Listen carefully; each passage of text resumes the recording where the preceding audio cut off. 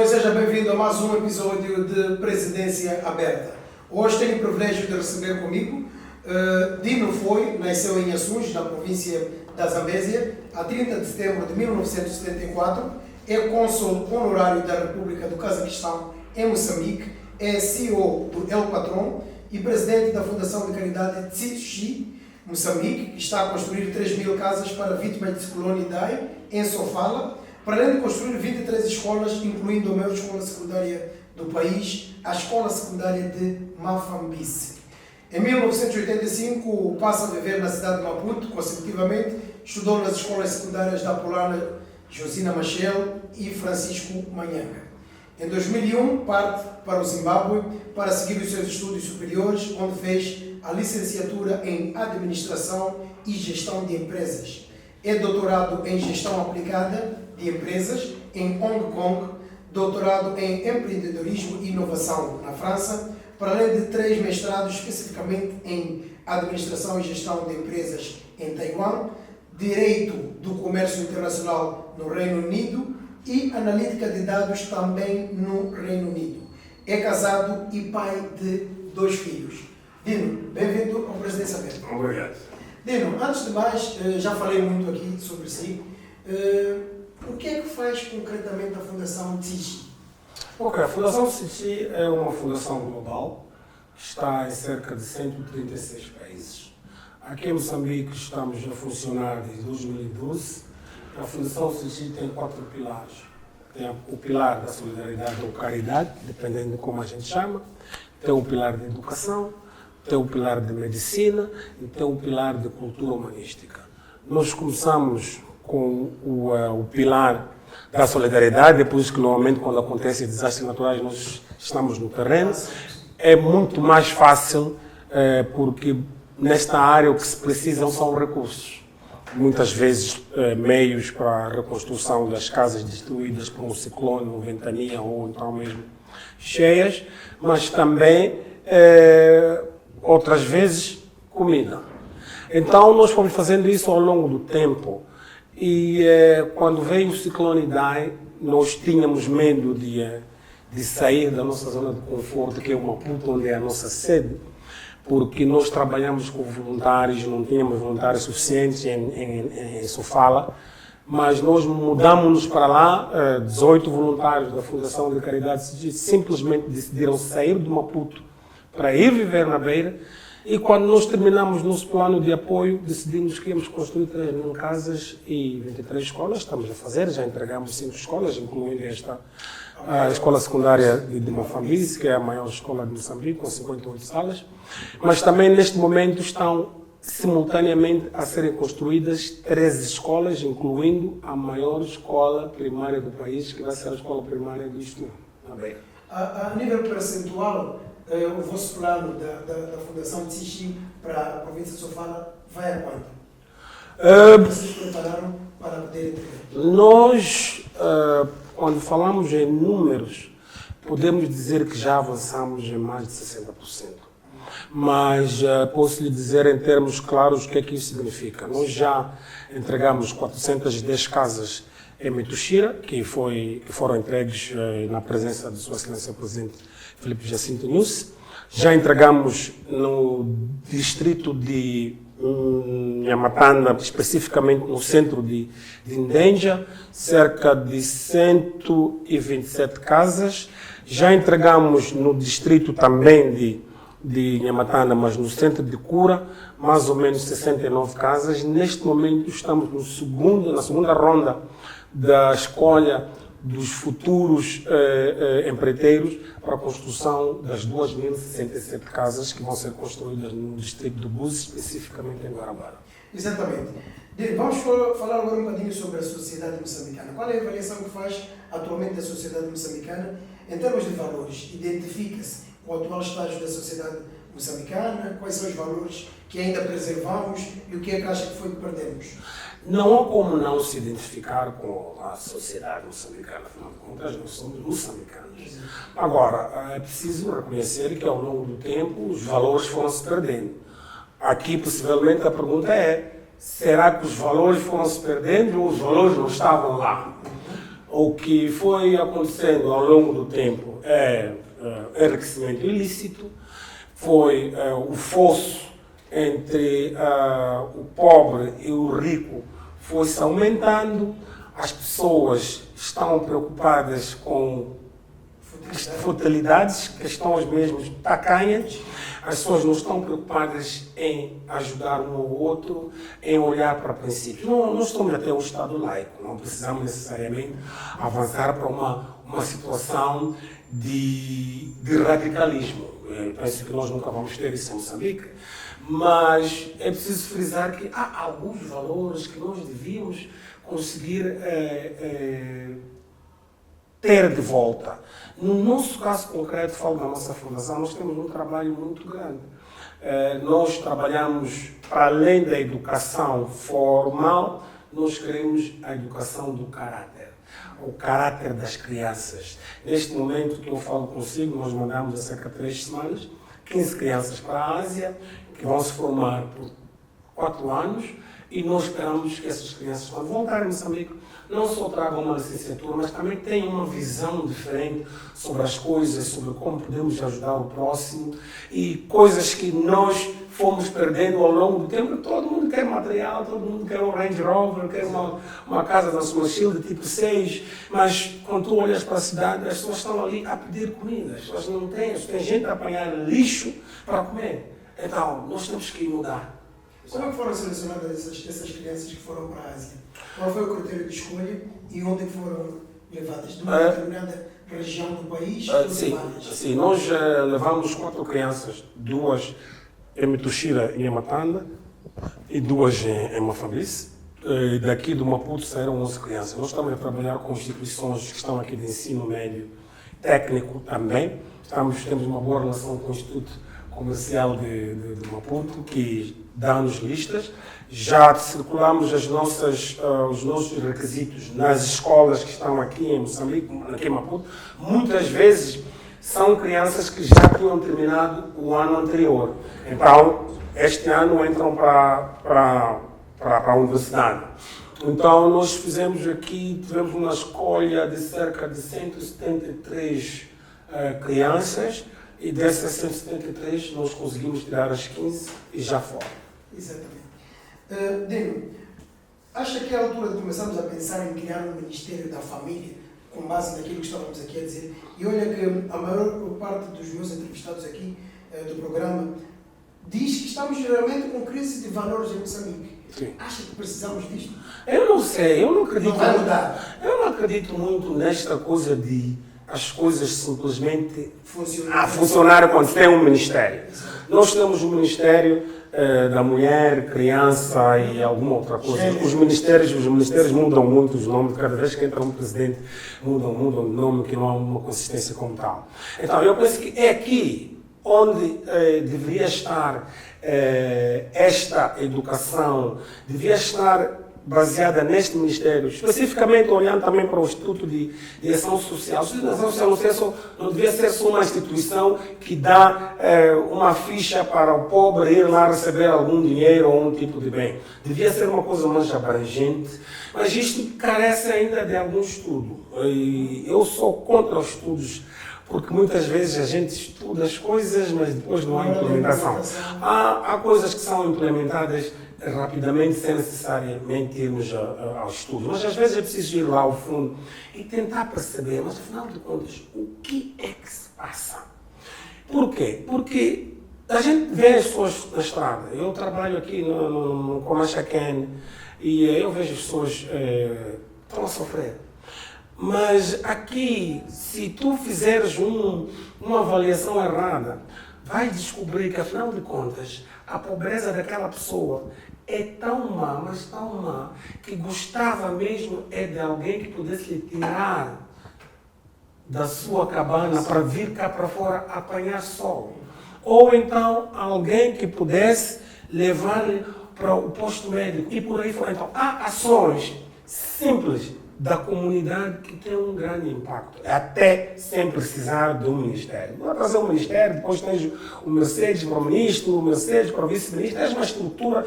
Então estamos num país que não tem condições, temos que parar com isso. Como é que olha para essa questão das regalias que que existem para os nossos governantes? É, Eu tocou nesse ponto.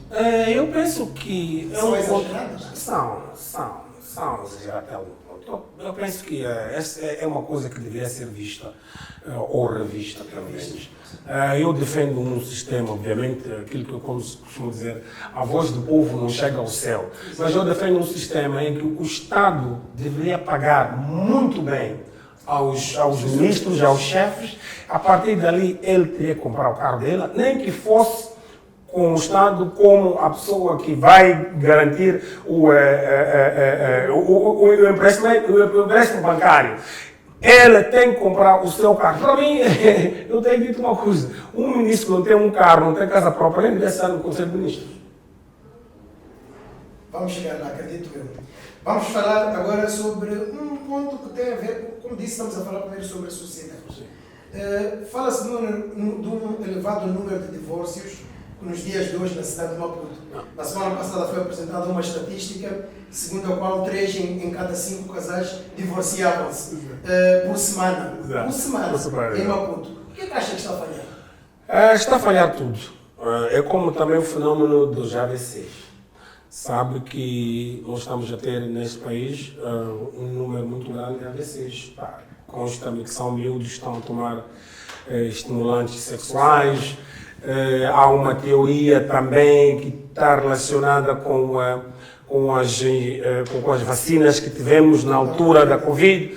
Obviamente que, não sendo médico nem especialista na área, fica difícil eu falar dessa parte específica.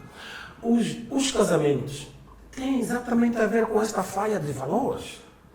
Eu, quando me casei, eu já tinha namorado muito, mas eu não achava que estava preparado para casar. Então, eu me casei na altura em que eu achei que estava preparado para me casar. O grande problema desta nossa sociedade é que as pessoas casam para a sociedade. As pessoas casam para as redes sociais. As pessoas não estão preparadas a olhar o valor de um lar. O que é que um lar é? O que é você tomar conta de um lar? Independentemente do seu lar, se você é homem ou mulher, mas quando está num lar, nós estamos a trabalhar em conjunto. Então, é esta falha que estamos a ter na sociedade. E depois reflete-se nesses divórcios? Claro, as pessoas querem tirar uma foto e depois é só casar. Hoje em dia o casamento é bem fácil, mas depois, 3 meses depois, estão a divorciar. Por quê? Porque as pessoas nunca tiveram uma educação familiar por volta disso. Os nossos avós, muito embora que naquela altura muitos deles fossem analfabetos, mas eles sentavam com os nossos pais, ensinavam exatamente como é que se faz a coisa, o que é um casamento, o que é que se espera de uma mulher, o que é que se espera de um homem. Hoje em dia, não. As pessoas só querem ser na televisão, nas redes sociais, que casou. Depois, 3 meses depois, divorciou. Muitas vezes temos outros problemas, que são os suicídios, por volta disso. Por quê? Porque não preparação, as pessoas não estão preparadas para a coisa onde se metem. Então, simples quanto isso. Exato. A corrupção é um mal que enferma a nossa sociedade e isso está mais que claro. Que avaliação faz sobre o estágio da corrupção em Moçambique, na sua opinião? A corrupção é um assunto que nós não podemos tatear. Okay? Ou a gente ataca a corrupção, ou então nem vale a pena a gente falar dela. Okay? E no caso concreto da corrupção, aqui em Moçambique, o magistrado é corrupto, o advogado é corrupto, o juiz é corrupto, o polícia é corrupto e o professor é corrupto. Olha, é uma fila grande. Então, aqui como é que nós temos que fazer? Nós temos que trazer, possivelmente, uma coisa que se chama alta autoridade contra a corrupção. Tu até vais, mas Dino, existe o gabinete contra o combate à corrupção. Mas o gabinete de combate contra a corrupção é um sítio corrupto também. Tão simples quanto isso. Então, quem policia é o polícia. Nós temos que ter uma autoridade que pode prender um trânsito que está simplesmente a tentar corromper exatamente. Pedir suborno? O suborno, exatamente. Então nós temos que ter isso. Mas, infelizmente, a nossa... fiscaliza. Exato. Porque o tal flagrante delito é este. Então, tem que haver uma autoridade que fiscaliza este processo. E o gabinete de combate contra a corrupção ainda não convenceu, no meu ponto de vista. Dino, alguma vez tiveste que subornar alguém para obter algum benefício ou te livrares de alguma situação constrangedora? É que tem sido comum, né? Subornar, falamos da polícia, falou da polícia de trânsito. Quando comete alguma infração, já deve passar por isso? Não, Seja honesto. Eu sou o mais honesto possível, né, em todas as coisas que eu faço. Eu penso que não. Eu tenho um problema que não devia ser problema. A minha mulher é moçambicana sim, mas é de origem chinesa. Então, as pessoas de origem chinesa, e não estou aqui a tentar trazer cores, coisas do gênero, as pessoas de origem chinesa e indiana neste Moçambique são as pessoas que mais mal passam com as autoridades. Então, a minha mulher sabe que se ela fez uma infração, simplesmente tem que levar a multa. E eu sou assim. Eu não sou uma pessoa santa. Tem vezes que eu venho a correr, talvez não olhei que ali devia ser 60 km. E se o polícia estiver a dizer, Dino, o senhor tem que pagar 2.500 por causa do excesso? Por favor, dê-me. Desculpa. E se o trânsito dizer, senhor Dino, vamos reter a sua carta. Exato. E depois vai ter que ir ao comando. Sim. Para resolver essa situação. Sim. Como é que vai reagir? Eu entrego a carta e eu vou ao comando. Eu tinha aqui um senhor que por acaso não é necessariamente meu amigo, mas é uma pessoa conhecida. Nós desenvolvemos algum tipo de relação, que agora acho que é o diretor nacional da Polícia de Trânsito. Uma coisa que eu disse foi simples. No dia que alguém passar para mim, eu vou tirar o número e vou trazer. Para si dizer, chefe, está aqui, este é o homem, ontem queria me extorquir. Então, corromper como tal, sinceramente falando, eu não tenho espaço para corromper alguém. Tenho processos que levam muito tempo em diversas áreas do Estado, mas eu tenho paciência. Então, bora, se esse processo vai levar um mês, vai levar um mês. Mas claro que não é segredo para ninguém que o estrangeiro é extorquido nos aeroportos. Depois da pessoa fazer o check-in, a polícia manda chamar a pessoa, passa lá para trás para abrir as pastas e neste processo tem que sair dinheiro. Já viu? Claro que já vi. Já reportei. Acontece. Uma das coisas, tu és uma pessoa viajada, uma das coisas que tu tens que olhar é por que é que o aeroporto de Maputo é possivelmente o único aeroporto no mundo que você faz o check-in, depois é chamado no hot flight. Já pensou nisso? Já reparei.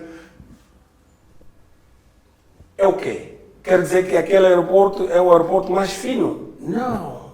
É o aeroporto mais legal? Não. Aquilo ali é a corrupção. Eles chamam o Emerson Miranda lá para trás, o Emerson Miranda está a correr, e depois o Emerson tirar o de trás. Isso acontece muito com estrangeiros. Felizmente, um dia aconteceu comigo, porque a pessoa tinha visto para onde eu ia e assumia que eu era um chinês. E foi muito bonito. Quando eu chego, digo, olha, abra a mala. Disse, não, mas sou eu sou o Dino, foi, abra a mala. O que eu quero ver, o que é que tem aí de tão esquisito que o scan... E só depois do check-in? Depois do check-in. Você é chamado depois do check-in. No meu caso concreto, eu já estava no primeiro andar. Se conhece o aeroporto internacional de Maputo. Eu volto, exatamente, eu volto, passo pela migração outra vez, passo para o scan e vou para lá embaixo. Abrimos, não havia nada. Simplesmente nada. E na semana passada eu tive aqui a minha vice-presidente, uma equipa grande. Eles todos são vegetarianos e então sempre andam-se com comida. E eu sentei com as alfândegas na beira, mas já discutimos termos, já vamos ver os números e mas assim. Esta aqui são 700 mil, multiplicando por 103 e não sei o quê. Vamos dar uma taxa fixa de 10%. Eu disse, qual é a conta? Paga a MCNet e paga os direitos. Paguei, acho que 6 mil de caixa, foi embora, levei o recibo do Estado. Eu podia talvez ter contado 3 notas de 1000 e entregar a alguém. Não, temos que ser um exemplo. Bom, vamos agora falar sobre a juventude. Como é que olha para a juventude moçambicana em termos de valores e principalmente orientação política?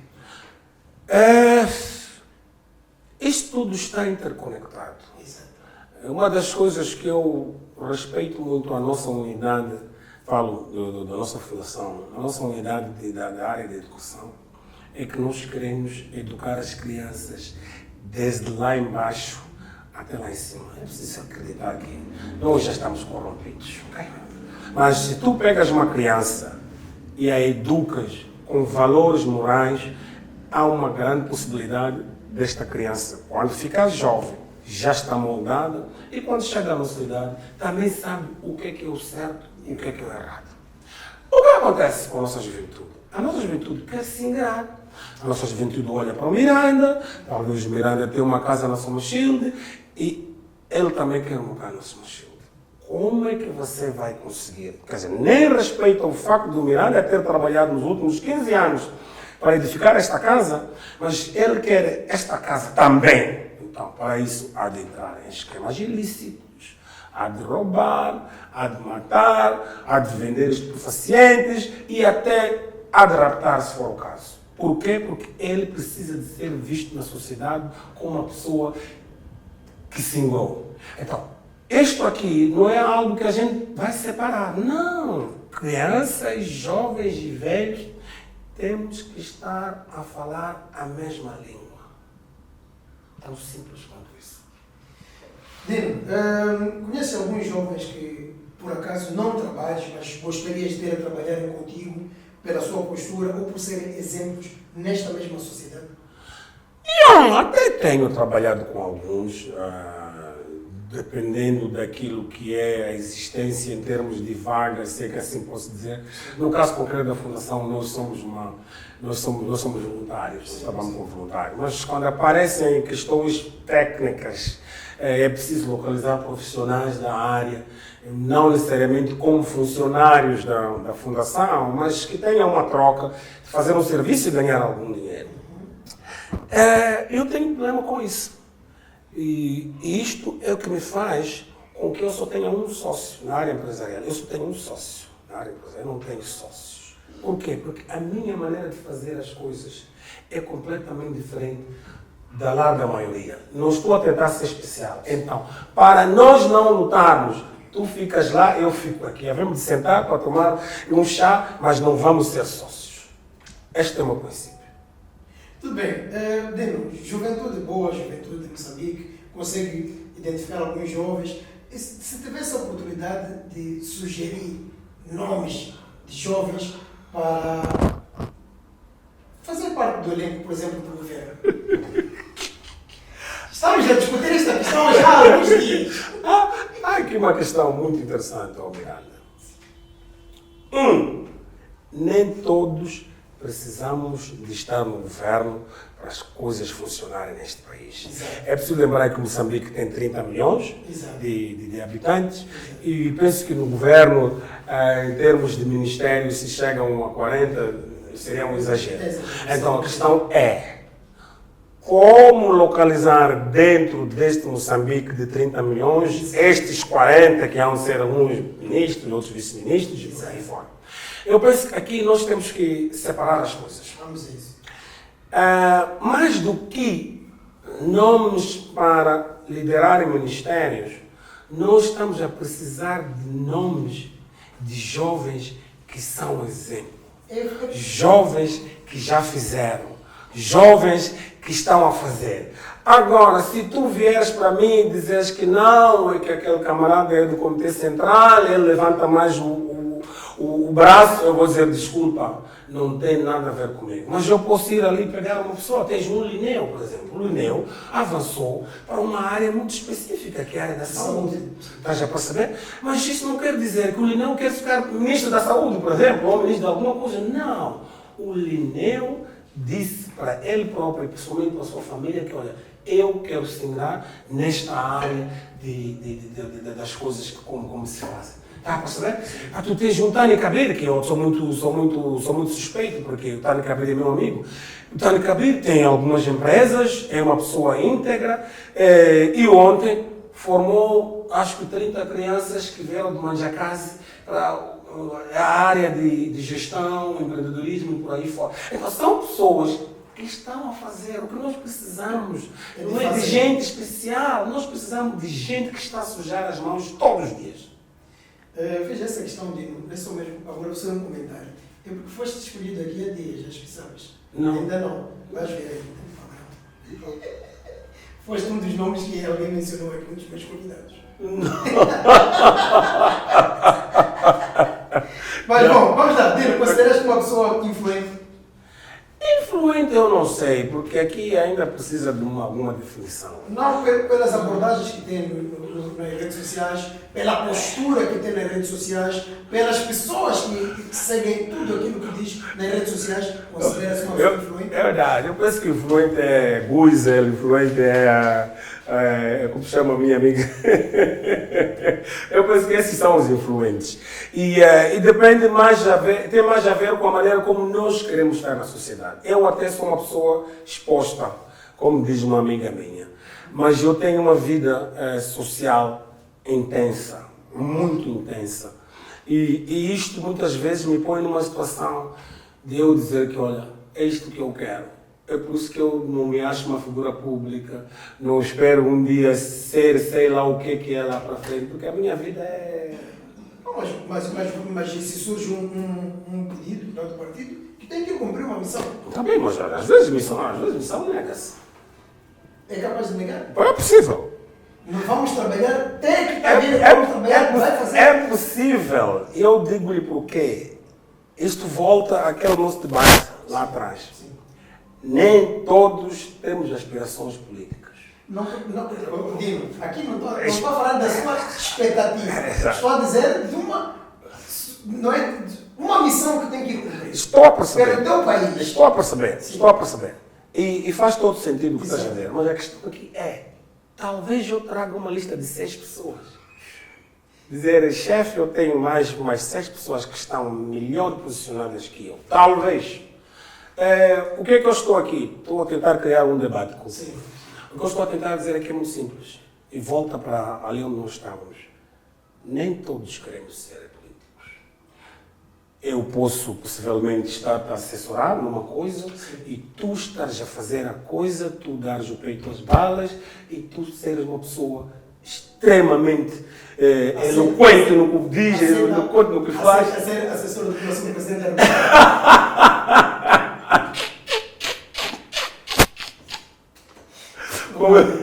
Como eu disse, esse Moçambique está cheio de gente estudada, formada, treinada, com experiência. Eu fiz esta questão de pelo currículo que eu acabei de apresentar na sua biografia no início. Aceita. Por toda a experiência que tem, vivida como pessoa, vendo da província, de uma província central do país. É uma pessoa viajada, muito bem capacitada a nível de conhecimento. Tem experiência a nível do mundo. Aceita assessorar o nosso próximo presidente? Não, mas a questão é, será que o presidente tem falta de assessores? Talvez não. Eu penso que o presidente... do Dino, você aceita? Se chegar a esta questão, colocar esta proposta. Aqui tem mais a ver com o presidente. Estamos a falar do próximo presidente. Sim. Por quê? Porque eu não conheço o próximo presidente. Muito embora que eu seja membro do Partido Frelimo, eu não conheço o próximo presidente. O que nós sabemos é algo, estamos a falar do presidente, do meu secretário-geral do Partido Frelimo, estamos a falar de uma pessoa que tem, sim senhora, um currículo invejável, saiu de Nacala Porto para Palma ficou governador em Inhambane, agora é secretário-geral e dia 9 de outubro possivelmente será o presidente de Moçambique. A questão é, nessa minha idade há algumas coisas que eu aceito e outras coisas eu não aceito. Por quê? Quando eu decidi que já não trabalharia para ninguém, e aqui estou a mentir, um dia possivelmente para as Nações Unidas ou para uma universidade a tempo inteiro eu farei isso. Mas para trabalhar no sentido de trabalhar para alguém, chefe.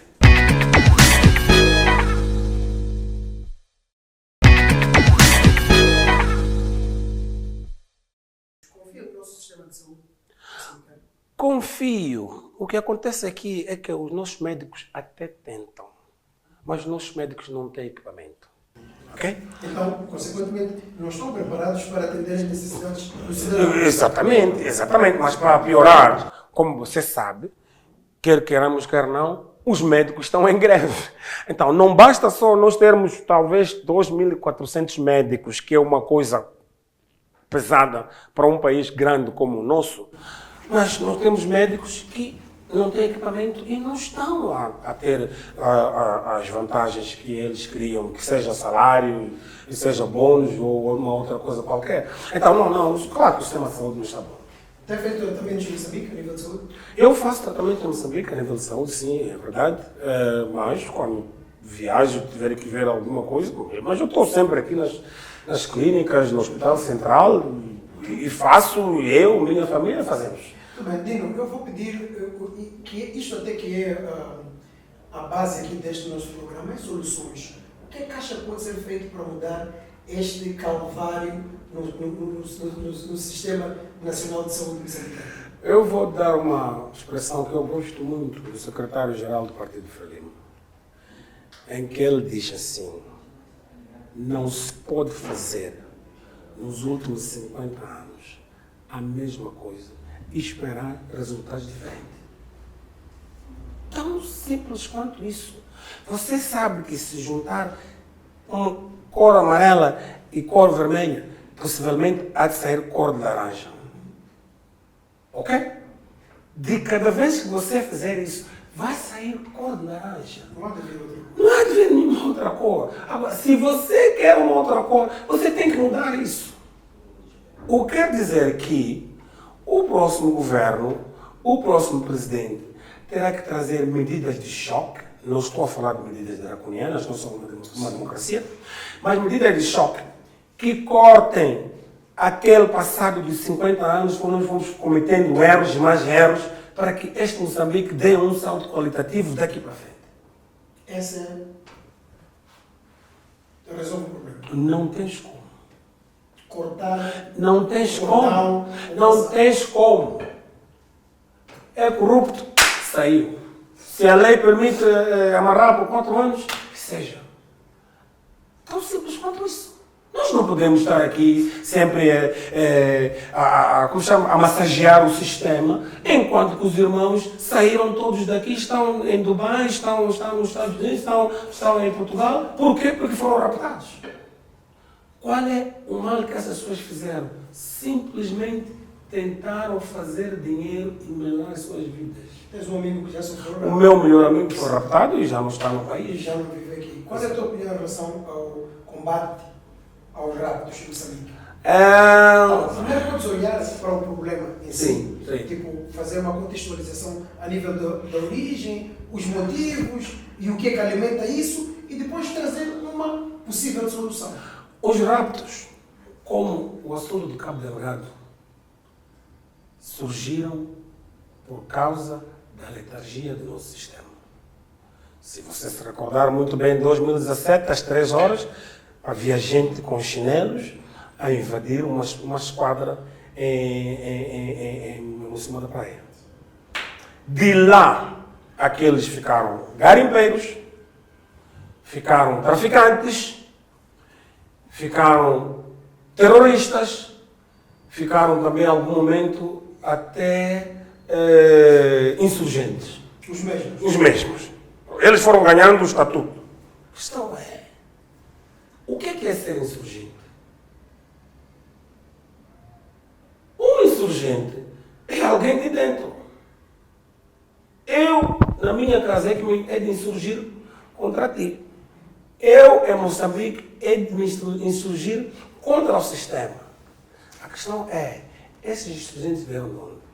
Então, fosse ganhando aqui um estatuto. E olha, agora temos aquela situação. No sítio de ficar 1 ano sem uma gestão direta do governo, porque os terroristas simplesmente capturaram o sítio. A questão é, o que é que eles fizeram nos últimos 12 meses? Falo desse tempo que ficaram lá. Aconteceu com os raptos. Quando os raptos começaram, aqui pessoas do sistema, bem posicionadas no governo e até no partido, vieram dizer que não, isto é um assunto entre manhãs. Até raptarem o filho do Tito Estudinho. Magaia é mulher? Não, Magaia não é mulher, mas foi raptado. Então, é preciso que as pessoas olhem para estas coisas com olhos de ver. Não é só olhar e assumir que isto aqui vai se estancar, porque isto aqui é uma coisa entre mulheres e acerto de contas. Não há nenhum acerto de contas. O que está a acontecer aqui é que o Estado está capturado. No centro e norte, no centro e sul, raptos. No norte, há insurgência. Agora, nós temos polícia. Nós temos militares. Nós temos que pôr esta gente a trabalhar. Mas depois tem aquela situação ainda mais caricata. É que muitos dos raptores também são polícias. Isto não é segredo para ninguém. Agora, como é que vamos fazer isso? Vamos tatear, vamos investigar? Não, não vamos investigar. O Estado tem um monopólio. Dino, como é que olhas para o papel dos serviços secretos nesta questão? Este é um assunto um pouco sensível, mas eu vou pôr claramente. O que acontece aqui é que, e vou falar isto abertamente, é que os nossos serviços secretos, em algum momento, parecem extensão da segurança do meu partido felino. Muitas das coisas que acontecem aqui, os nossos serviços secretos estão mais preocupados em saber onde está o Manuel Araújo, onde está o Suf Numadi, com quem Dino falou, que é da Hernamo, do MDM e por aí fora. Nós estamos a precisar de um serviço secreto, técnico, profissional e um serviço secreto que perceba que a segurança nos faz só com Makarov. A segurança hoje tem que se usar a inteligência. A segurança hoje usa meios cibernéticos para perseguir assuntos até chegar a uma solução. Então, se nós não fizermos esse salto, estaremos aqui, depois tem gente num bar e grita, eu sou do CIS. Em que momento é que você, como um membro de serviços secretos, grita numa barraca aí qualquer? Na verdade, o que é que nós chamamos de serviços secretos? É que normalmente eles são secretos e trabalham exatamente no segredo, está a perceber? Então, precisamos, sim senhora, de profissionalizar os nossos serviços secretos. Precisamos de ter um serviço secreto que perceba que aquele trabalho que se fazia antigamente já mudou. Hoje em dia as pessoas trabalham com internet, as pessoas trabalham com análises práticas, com cibersegurança e por aí fora. Tudo bem. Que avaliação que faz, por exemplo, do caso, tocou numa das suas abordagens, tocou no caso de centro e sul, depois falou do norte. Exato. Tocou-se na questão dos insurgentes. Exato. Como é que olha para a presença dos militares ruandeses nesta zona de Moçambique? Acha que é uma medida eficaz? Não, eu sou contra e isto mostra o descalabro de todo um sistema. Nós não podemos ter forças estrangeiras neste país. O que é que nós estamos a dizer? Estamos a dizer que a nossa polícia, as nossas forças de defesa e segurança não têm capacidade? Esta é que é a coisa. Se nós estamos a dizer isso, é melhor que a gente diga isso claramente, que nós não temos capacidade. Ok? Agora, tu tens aqui cerca de 3.000 e 3.500 soldados ruandeses.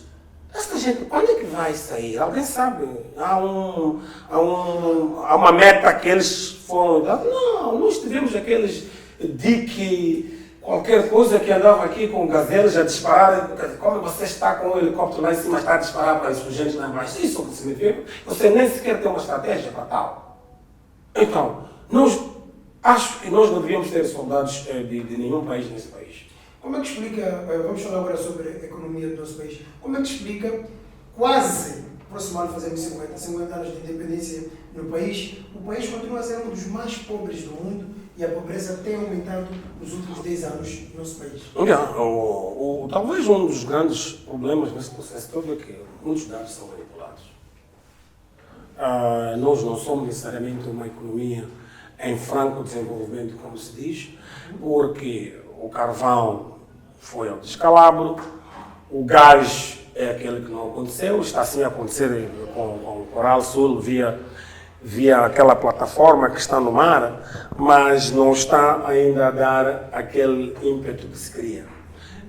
Aqui em Moçambique, por muitos anos, nós éramos campeões na área da agricultura. exportávamos uma série de coisas, mas ao longo do tempo nós estamos a importar batata, estamos a importar tomate, estamos a importar cebola e por aí fora. Daqui a nada estaremos a importar coco. Você que gosta de coco. Então, nós precisamos de olhar para a estrutura desta economia. Mas mais do que isso, é que de um lado nós temos um país que tem um PIB per capita de menos de $600. Mas os ministros andam de Mercedes-Benz, 720. Do nosso lado empresarial, nós costumamos dizer uma coisa muito simples. Pode-se fazer dinheiro gerindo as despesas. Okay? Gerindo as despesas, você faz o lucro, muito embora que as entradas sejam poucas. Mas nós temos uma entrada que é pouca e temos uma máquina governamental que é despesista. Isso tem que parar. Isto tem que parar. Então, esta parte aqui está a ser difícil acomodar. Sim, a gente fala, oferta e procura. Aqueles dois gráficos não se encontram aqui em Moçambique há muito tempo. Okay? Não há um ponto de equilíbrio.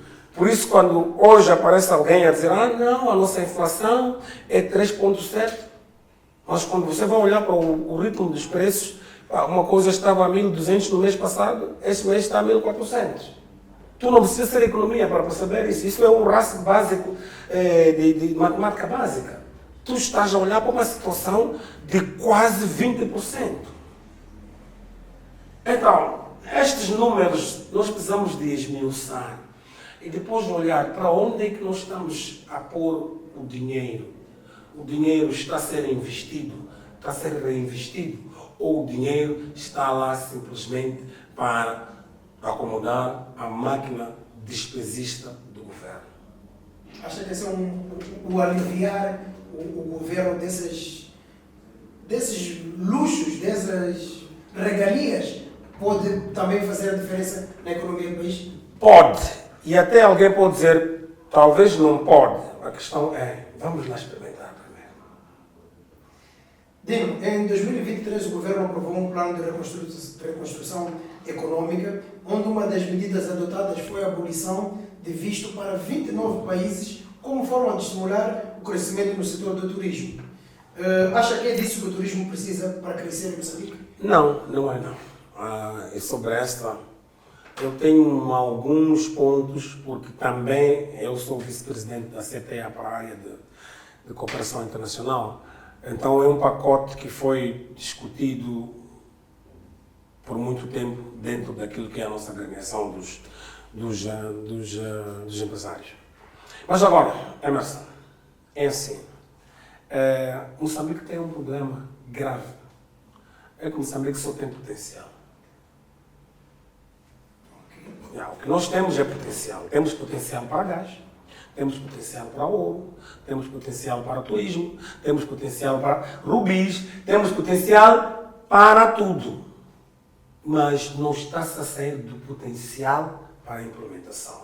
Então você não pode dizer que tem potencial de turismo porque tem uma costa de 2.800. Somália também tem costa, no Oceano Índico. É preciso uma máquina montada e que funcione. Deixa-me dizer uma coisa, que é para trazer casos concretos. Esta coisa de abolição de vistos, eu tenho um nacional cazaque que chegou do Quênia com o passaporte, bilhete de ida e volta, só vinha por 3 dias para o encontro, acomodação no hotel como se chama aquele hotel? Southern Sun. A nossa migração disse a ele que Moçambique não permite a entrada dele sem visto, ele tem de visto. O Cazaquistão é um país que está na Interland, lá na Ásia Central. É servido pela nossa embaixada que está em Beijing. O Cazaquistão é o maior país do Interland no mundo. Então, esta pessoa que sabe que o Conselho de Ministros aprovou o PAI em que todos os países que tenham as suas pessoas a chegarem cá, provando que têm um passaporte, tem acomodação, tem um bilhete de volta, tem direito a um visto de 30 dias. Levou-me, quando o assunto chegou ao cônsul, levou-me 8 horas.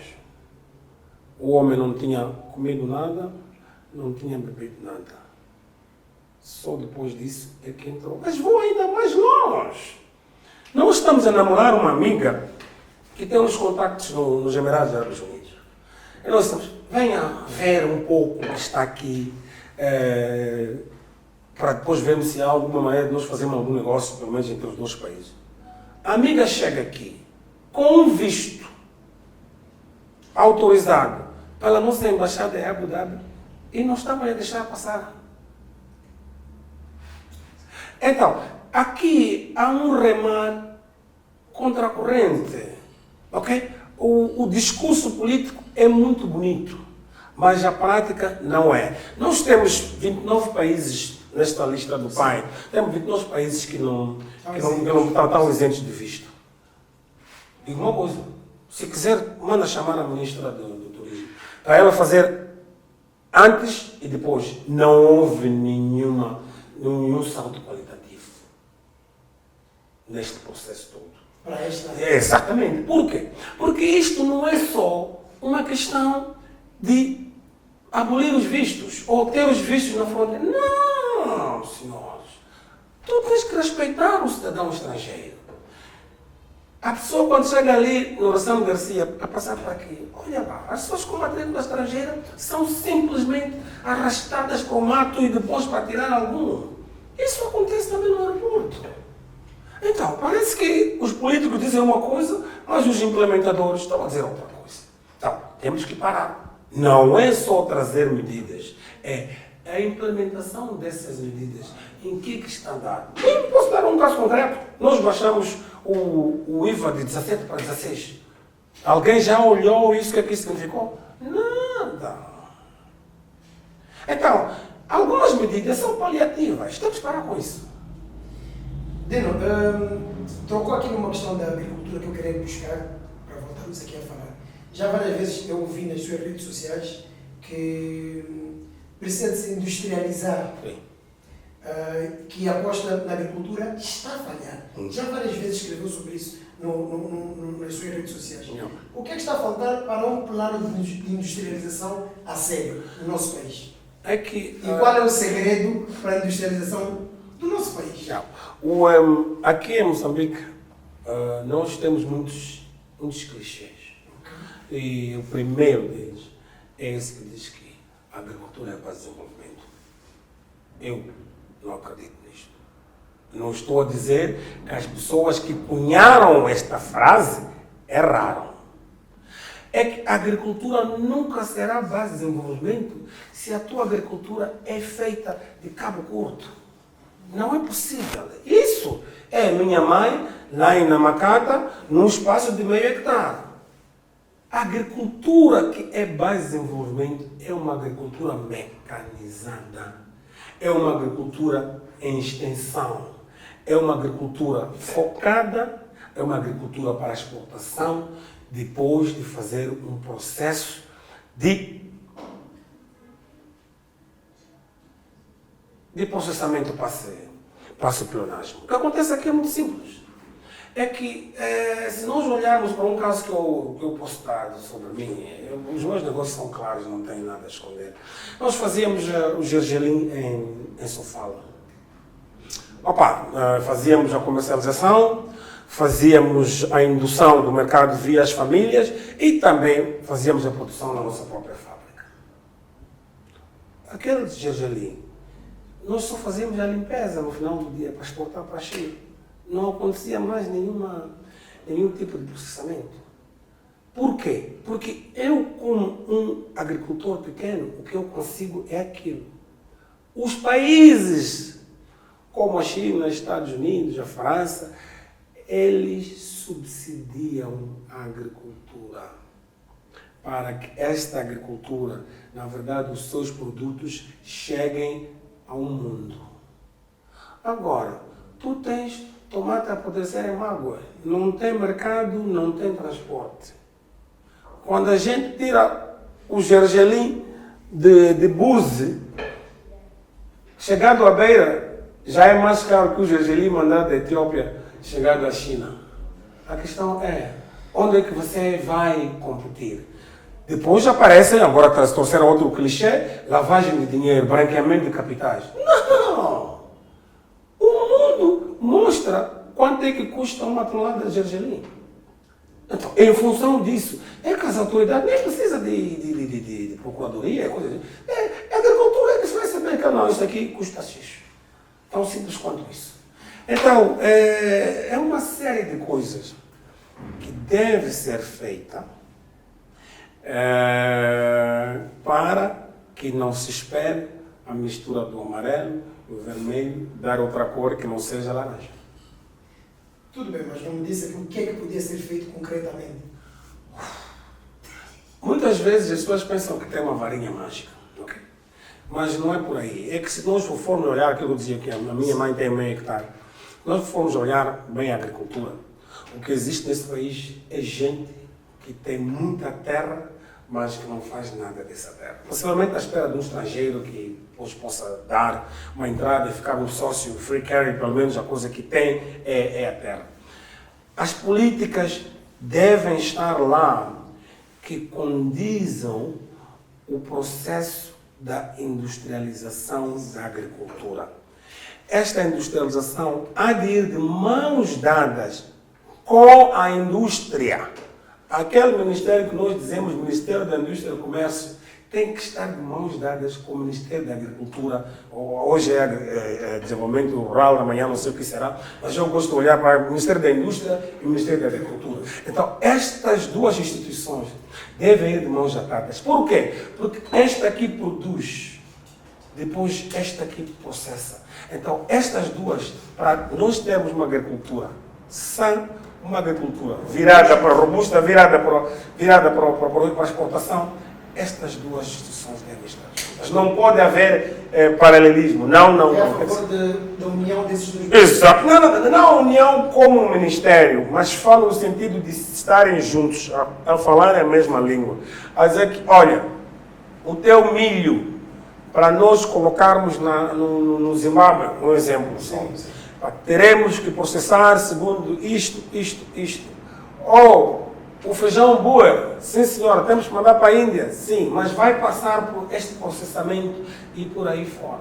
Não, o que acontece é que nós mandamos feijão boer como ele saiu da fábrica, da farma em Uruguai.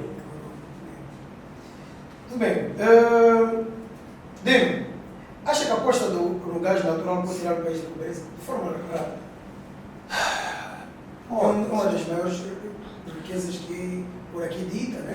Pode nos tirar da pobreza. Pode nos tirar da pobreza, mas aqui também é preciso frisar uma coisa muito simples. É que não é uma questão de gás natural. Nós já tivemos o carvão natural. A questão é, o que é que aconteceu com o carvão natural?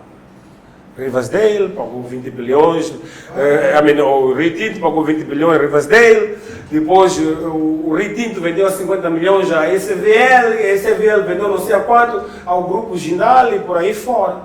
O nosso carvão, neste momento, você está num grupo que a única coisa que está a falar é a poluição em Moatize. Onde é que está o carvão?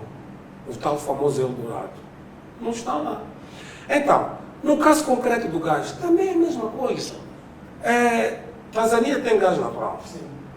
Uganda tem gás natural. A Namíbia está com uma jazida muito forte de gás natural. Estamos a ouvir que Zimbábue parece que tem petróleo onshore.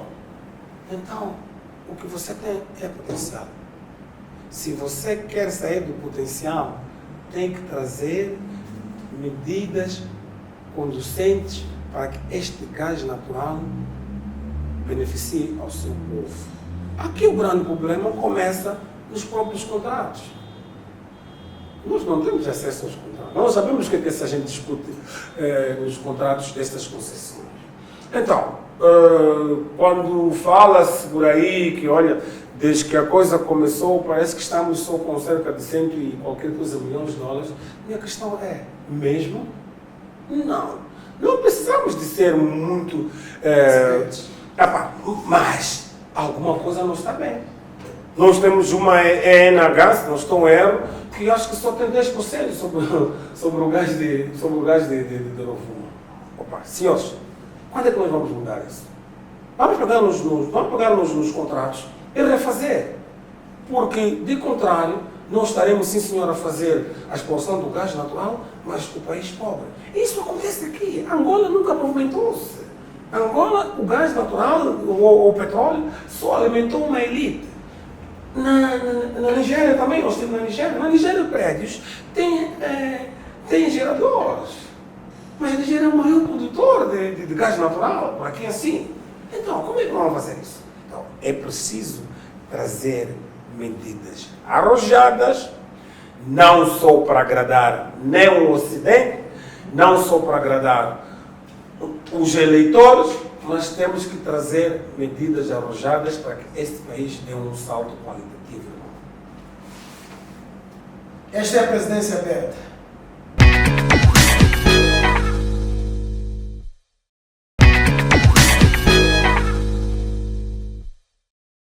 Dino, acha que a rede de transportes públicos responde às necessidades do cidadão? Não. Não. O que é que está a falhar? É que nós só compramos autocarros. Nós não temos aqui em Moçambique uma unidade que possa tomar conta dos autocarros que nós temos. Falo do Estado, pelo menos. Então, o que acontece? É que nós vamos para lá, vamos pegar um Volkswagen, vamos pegar um Mercedes, vamos pegar um Tata, vamos pegar um U-Haul, vamos pegar até Majed, tivemos. Mas costumam ser aqueles 20, 50, 100 machimbomos, como se diz popularmente. 2 anos depois, estão no cemitério dos machimbomos, por acaso ao lado do outro cemitério, ali na zona da Avenida Karl Marx. Morreu a frota. Não precisa de muita ciência para perceber que um grande parque automóvel precisa também de uma oficina de referência. Nós, quando trouxemos os 150 Yutong da China, não trouxemos aqui uma unidade para repor peças daqueles machimbomos. Quando nós trouxemos a unidade de montagem dos Majed, o governo começou a comprar VWs e Mercedes e Tata fora do país. É claro que aquela indústria foi à falência. Aqui temos também os famosos chapa 100, que neste momento já não são 100, acho que é 10, porque o 7 até já passou. Mas os chapa 100, francamente falando, são mercenários. Eles não respeitam as rotas, não respeitam o cliente, não respeitam ninguém na estrada e não há um plano como tal. O que nós precisamos é Pemba. Precisa de quantos machimbomos? Precisa de 20, estou a dar um exemplo. Sim. Ah, bem, vamos ter esses 20 machimbomos. Mas onde é que eles serão consertados? Vamos criar uma unidade para fazer o conserto destes machimbomos. A mesma coisa está acontecendo em Moçambique, desculpa, em Maputo, em Climane, em Xai-Xai e por aí fora. Mas o que acontece aqui são políticas baseadas nas pessoas. Nós tivemos aqui, ou temos, aquele Agenda 2025. Mas ela está ali apenas como um documento de referência. Por quê? Porque nessa área de transporte, cada ministro que vem tem as suas ideias que iluminam-lhe. A questão é, aquilo que estava a ser feito por aquele, isso está no lixo? As tantas não. Possivelmente até funciona. Mas aqui é onde nós precisamos de olhar que tipo de desenvolvimento nós queremos para isso. Tem que ser inclusivo. Os nossos planos, sim senhor, há plano quinquenal do governo, aceito, sim, mas tem que haver um plano, nem que seja de 42 anos, de 50 anos. Eu sei que existe algo, mas, francamente falando, eu quando leio aquele documento, é apenas um documento. Possivelmente, desenhado por miúdos que estavam a fazer o segundo ano de gestão estratégica. Então tem ali o SWOT análises, pontos fracos. Não é isso. Temos que recuar. O passado tem que nos dizer algo. A questão é, e tu estás a fazer a mesma pergunta, onde é que nós estamos a falhar? E tu estás a falar dos transportes. Há pouco tempo falamos da agricultura, falamos de saúde, falamos da educação, falamos da indústria. Senhores, parece que estamos a falhar em tudo. Onde é que nós estamos a acertar? Eis a grande questão. Onde é que nós estamos a acertar? Então, as pessoas, os chefes não podem só ir visitar cidades grandes. É preciso que cada vez que o chefe vai para lá, para fora, tem que ir aprender o que está a ser feito. E não tenha problema. Mas como vocês estão a fazer, afinal de contas? Nós fazemos assim. Ok, mas será que esse modelo funciona lá em casa? Possivelmente funciona ou não funciona. Ou vai funcionar se você ajustar para as características do teu meio, da tua sociedade.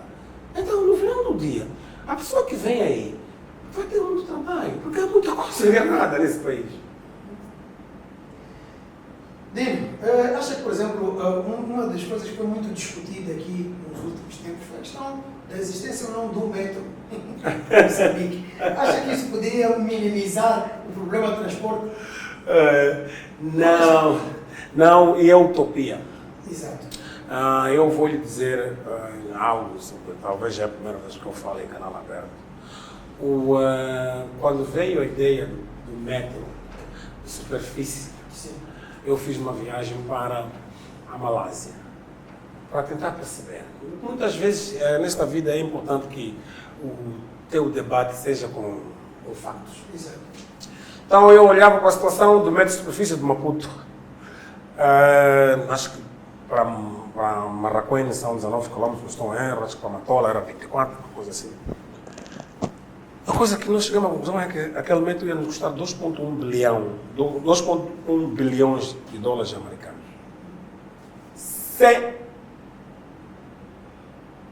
as pessoas que o governo teria de reassentar para o metro passar. Passar para aquela zona.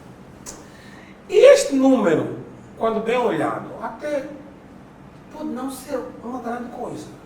É um número que é possível de se atingir. A questão aqui é sei que não são duas questões. Onde é que o município vai arranjar este dinheiro? 2 bilhões de dólares americanos. 2. Quando é que o município vai recuperar esse dinheiro? Ok? Então, mais do que atirar os números para a mesa ou boa intenção para sair no jornal de maior circulação, é preciso fazer um assessment. Há pouco tempo falamos de gôndolas voadoras. Onde é que estão? Não aconteceu nada. Porque não é isso. Então, não é que o metro nós não queremos. É que o metro anda com a eletricidade. Depois, às vezes, às 12h37, há o corte de energia. O metro. Então, é preciso criar-se uma infraestrutura por volta do metro para que o metro não seja simplesmente uma coisa, seja algo que integra muitos outros fatores e muitos outros recursos por volta. E, muito importantemente, que a energia seja consistente. Do contrário, você há de querer pôr um metro que funcione a carvão. Então, não é só querer. As boas intenções do mundo está cheio delas. Vamos falar agora sobre política. Agora vamos falar sobre política. Pensei que já tivesse me falar. Ainda não. Então, vamos lá. Acha que os ministérios que nós temos todos atualmente são importantes no processo de desenvolvimento do nosso país? Ou alguns podiam, como deu o exemplo da indústria e comércio, da agricultura, alguns podiam fundir ou extinguir até, se calhar, e criar-se novos? Quais, por exemplo, acha que... Há ministérios, para mim, tirando o Ministério da Educação, Sim. Ministério da Defesa Sim. Nacional, Ministério do Interior, Ministério da Economia, às vezes Economia e Finanças, outras vezes é Ministério das Finanças, não sei o que vem. Matamos o Ministério de Planificação e Desenvolvimento, Agricultura. Estou a falar dos ministérios econômicos. Esses são 7 ou 8, poderiam ser constantes, mas os outros devem ser em função da situação atual. Nós temos tido países com o Ministério tu dizes de família, em Emirados Árabes Unidos é da felicidade. Temos tido ministérios de pequenas e médias empresas, ministério, ok? E temos tido outros ministérios em função da realidade. O que nós temos visto em Moçambique é que o ministério ou os ministérios só são relevantes em função de quem está lá. Então, você como Presidente da República, você sabe quais são os ministérios que vêm e quais são os que vão morrer. Desculpa a imodéstia, eu acho que nós não precisamos do Ministério do Turismo e Cultura. Nós podemos ter uma Secretaria de Turismo, uma Secretaria de Cultura, mas não necessariamente uma estrutura pesada como o Ministério do Turismo. Até que se prove que, na verdade, o que nós precisamos mesmo é um Ministério.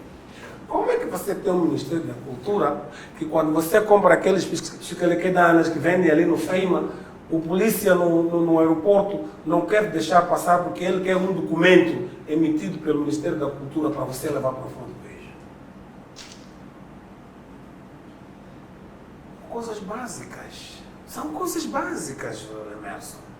Então, mas não estou a falar desse ministério simplesmente. Estou a falar que podemos, sim senhor, olhar para o país e dizer: será que nós precisamos deste ministério? Eu estou a dizer aqui claramente, não sou a favor de secretário de Estado provinciais. Não sou.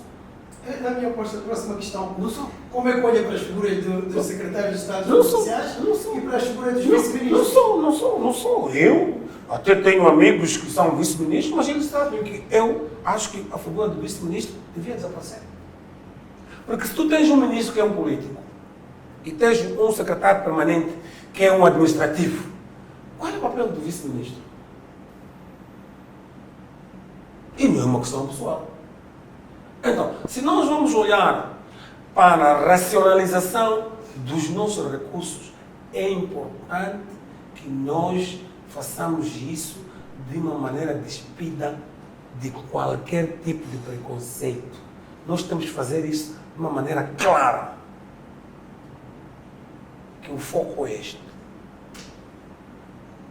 Conhece aquela máxima, a brincadeira, que tu tens que morrer para outros viverem. Então, é tão simples quanto isso. Outra maravilha que estamos aqui a falar, alivia ainda mais. Alivia, é que tu tens a figura não, eu quero ir ao província. Tens a figura do governador. Tens a figura do secretário de Estado. Tens um palácio do governador. Tens um palácio do secretário de Estado. Tens uma máquina que acompanha o secretário de Estado. Tens uma máquina que acompanha o governador. E eu às vezes me bato, porque às vezes não sei quando é que eu tenho que mandar uma carta para o governador ou tenho que mandar uma carta para o secretário de Estado. Muitas vezes eu mando para os dois. Por quê? Porque a coisa está muito complexa. Então, nós temos que olhar para o nosso país com olhos de ver, de uma maneira clara, que ninguém pense que isto é uma perseguição. Não. Aquilo que não pudermos levar para o outro lado, não levemos. Vamos abandonar. Tão simples quanto isso. Como é que olha para a centralização dos ministérios todos aqui na capital? Acha que podia-se descentralizar, pegar alguns ministérios, tirar daqui de Maputo? Como é que olha para isso? Tirar ministérios... É complicado? Não é complicado. Eu até preferia que houvesse algum plano. Eu não sei, sinceramente, não sei o que é que está nos planos do governo, mas eu preferia que houvesse algum plano em que todos os ministérios passassem para um sítio como Catembe, que é um edifício só de ministério, ou então edifícios de ministérios. A Malásia, Uma zona sim, a Malásia tem isso. Eu já fui para o gabinete do primeiro-ministro da Malásia, aquilo foi tudo ministério, ok? Então, tu escoas toda uma máquina para esse sítio. Mas também aqui tens um outro lado, muito interessante. Tu podes movimentar o Parlamento. também. Sim. Quando dá uma exceção, você não passa. Exatamente. Tu Fecha a 24 de julho aqui. Tu podes movimentar o Parlamento. E isso está claro em países como a África do Sul, em países como a Tanzânia, em países até como os Estados Unidos. É que as coisas não acontecem só numa única cidade. É uma ponta está abarrotada. Então, tu tens toda uma constelação de estrelas do governo, tens toda uma constelação de estrelas de membros do Parlamento e por aí fora. Então, nós podemos, sim senhora, fazer este afastar de algumas instituições para outros sítios. E também teríamos aquela situação de capital econômica, capital política. Na África do Sul tu tens isso. É Pretória, Bloemfontein, Joanesburgo e Cape Town. Então, são coisas que se fazem. Não estamos a reinventar a roda, não. Ela já foi inventada há muito tempo, irmão. Então, pode ser feito isso. Mas isso significa ou necessita de vontade política. Por quê? Outra vez, um vermelho e o amarelo. Porque nos últimos 50 anos, ninguém está a pensar em fazer isso. Então, como é que tu vai descondicionar? Dino, existe alguém ou algumas referências na política de Moçambique? Existe. E é uma pessoa que não está na política ativa, que é o professor Dr. Lourenço de Rosário, uma pessoa que eu respeito muito, é uma pessoa íntegra, de valores acima de qualquer tipo de suspeita, no bom sentido da coisa, mas também há muitos que estão, alguns estão no governo, temos o próprio ministro Celso Correia, e esse que saiu, o Max Tonella, sempre pareceram pessoas focadas naquilo que fazem. E, francamente falando, acho que são pessoas que sabem o que estão a fazer. Agora, aqui é uma coisa, é que esta gente normalmente luta para a sobrevivência. Muitas vezes não estão lá a fazer aquilo que eles pensam. É aquilo que se espera que seja feito. É aqui onde eu vou ser mandado embora no segundo Conselho de Ministros. Por quê? Porque eu tenho que ter um espaço em que eu diga ao meu chefe, estás errado. Talvez não precisa de ser num sítio aberto, mas se o meu chefe me dá esse espaço para eu lhe dizer, eu vou dizer, chefe, estás errado. Agora, aqui é uma coisa muito simples. Dino, estou errado também. Como é que tu achas que nós devemos fazer? Espera, eu tenho 4 pessoas. Nós vamos trabalhar nisto e havemos trazer um pacote. Mas o que acontece aqui não é isso. Acho que quando tu fizer isso, até o chefe logo desmaias, porque... Então, é aí que eu digo, olha, possivelmente eu não me enquadraria, porque é um sistema que eu desconheço e iria contra aquilo que são os meus princípios, a não ser que haja mesmo uma mudança radical. E tu percebes isso? Exatamente. Dino, qual é o presidente moçambicano que mais te marcou e por quê? Interessante. Marcou mais o presidente Guebuza. O porquê, possivelmente, teremos que voltar até a nossa independência. A nossa independência foi feita por jovens, não tinham experiência, eram combatentes e cometeram os erros que foram cometidos, mas isso faz parte da história. O presidente Chissano, eu costumo dizer que é talvez a pessoa mais sortuda do mundo. É que era vice-ministro, era ministro de Negócios Estrangeiros e passou a presidente quando morreu o presidente Guebuza. Então, desculpa, meu Deus. O presidente Samora. O governo de transição. Exatamente. Então, isso depois houve aquelas 2 eleições e veio o presidente Guebuza. Eu vi o presidente Chissano, era um pouco mais novo, para perceber? Então, possivelmente, deve ser por isso que eu estou mais à vontade com o presidente Guebuza, porque eu vi o presidente Guebuza. O presidente Guebuza estava com o projeto dos 7 bilhões, naquela altura chamamos de bilhões de distrito, que tinha um impacto direto. É uma pessoa que veio da máquina partidária, desde primeiro secretário até chegar a presidente do partido e, obviamente, presidente da República de Moçambique. Mas, mais do que isso, o presidente Guebuza vinha com tarimba econômica. Ele tinha sido um homem de negócios antes de entrar na presidência. Então, eu penso que talvez é uma questão mesmo pessoal, é que eu vi e me identifiquei muito com o presidente Guebuza. Tudo bem. Dino, falamos aqui por vários assuntos. Tinha uma coisa que eu estava a guardar para este momento. Já alguma vez foste convidado para o governo? Não. Nunca foste convidado? Não. Certeza? Não. Nunca fui convidado e não tenho nenhum sentimento de mágoa, porque, como eu dizia, eu gosto muito da minha vidinha. Nunca fui convidado e não espero ser convidado. Quero continuar a fazer o que estou a fazer. Dino, nós vamos aí às eleições daqui a pouco tempo. Como é que tu analisas cada um dos candidatos até agora apresentados? De forma resumida. Sim, aqui eu tenho um pequeno problema. Sim. É que, como membro do Partido Frelimo, eu vou defender o nosso candidato. Agora, temos aqui situações, nós temos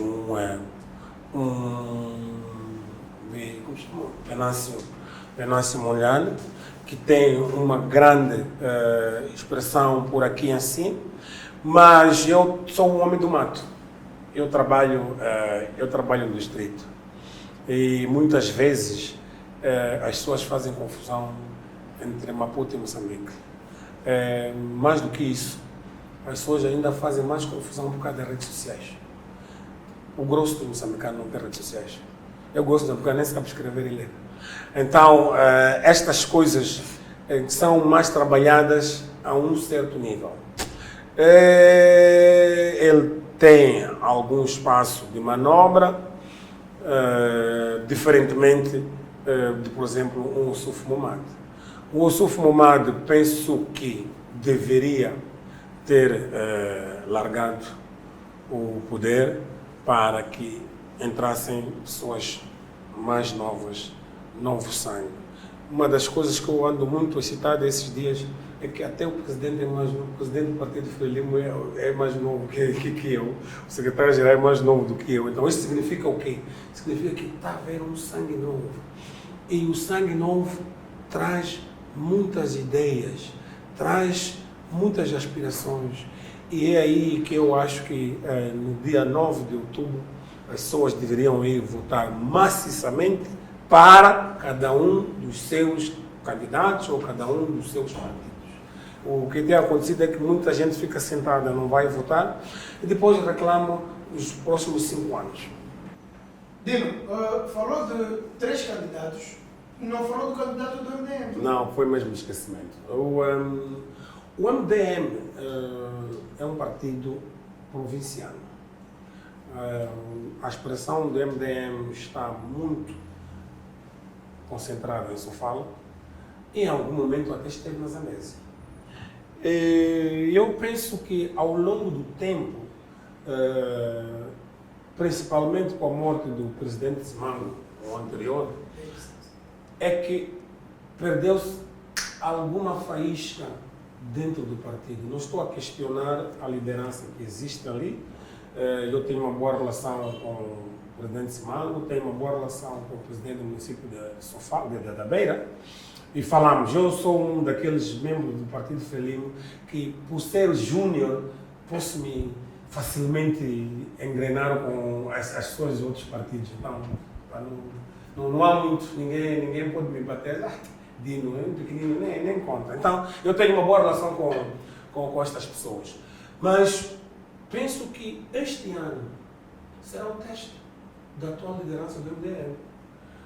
Nós temos ali um Paris, que parece que está a fazer um trabalho, lá onde ele está. E do outro lado temos um Zimango que quer trazer um MDM aparentemente renovado. Eu estive a ver a entrevista dele, acho que foi na Cala, se não estou a erro, ele reclama uma série de coisas, mas eu penso que não é a altura de reclamar, é a altura de trabalhar. De contrário, ele não é de apanhar o barco.